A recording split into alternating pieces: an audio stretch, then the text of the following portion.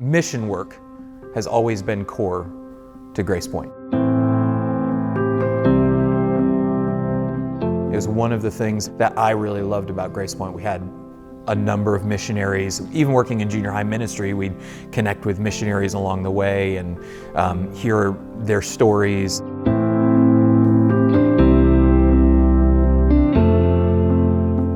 The Naperville campus was just jam-packed. We had 3 services, you couldn't find parking, and so we were looking at the time to find a bigger venue to host more services, more people. When we started talking about starting other sites, going to multi-site, church planting began. The focus on church planting really began to take shape. And so the thought of starting a satellite campus came to mind. We had a building fund to pay off the debt at Grace Point Naperville. We paid it off and had about $500,000 left, and so we came to Plainfield and the land that we own. We actually bought the 20 acres just north. Okay, we bought land. What are we going to do with that land? And I know part of the conversation was maybe we just build a bigger building and we move out to Plainfield. That's where Grace Point, that's where Naperville Bible Church goes, and we'd have to change the name at that point. And about a year later, we flipped the properties, which led to us starting Grace Point Plainfield and Scullen.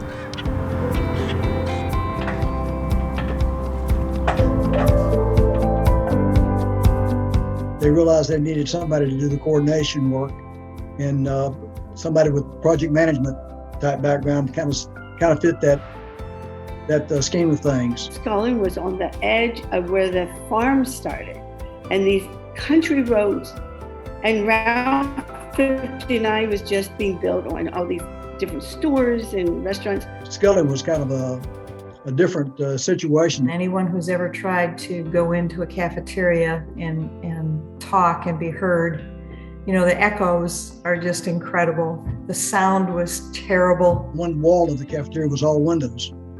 And the ladies that we were going to be working with, once we realized what we were dealing with, they went out and bought some materials and made floor-to-ceiling drapes. And so it was quite an involved thing. We would usually get there by 7:30, and it took a couple hours to get everything set up.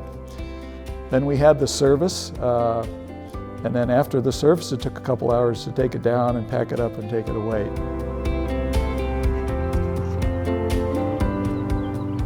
When I walked into Scullen, I said, "This is a great church." Church place, you know, I didn't say, "Oh, no, high school or junior high," you know.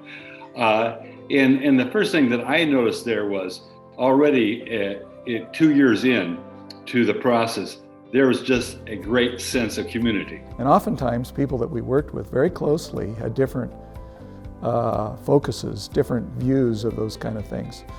And so I think spiritually we had to be good listeners. We had to be listening to those people and not always trying to force our opinion on everyone else, because we really had to work as a team or it wouldn't be successful. I feel like I had such tremendous support from the Lord and also from those committed people. It was, it's hard to explain, but just a great bunch of folks, and the Lord was definitely in it.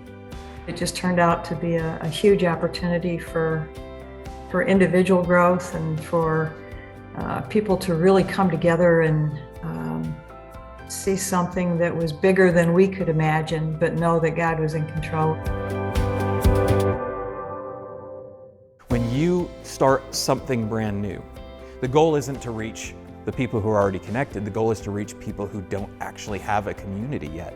So you look back to that time. I look back over 20 years, and even though I don't know all of the names of everybody that was involved, being involved early on, you get to look back and see all of the different people that came to Christ, all of the different people that got connected, all the people that came in with a lot of brokenness in their lives, and God used this community to bring them from broken to healthy. Those are the blessings that I saw God giving us along the way.